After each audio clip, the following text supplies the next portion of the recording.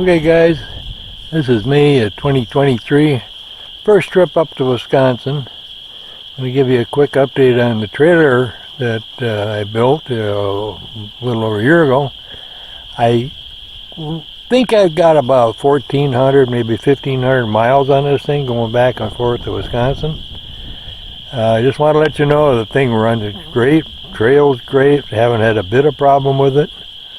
All I did this spring before I came up for the first time to northern Wisconsin is I just checked the bearing grease. Otherwise, this thing is a heck of a good trailer. So, just thought I'd give you an update. Works good, and real happy about it.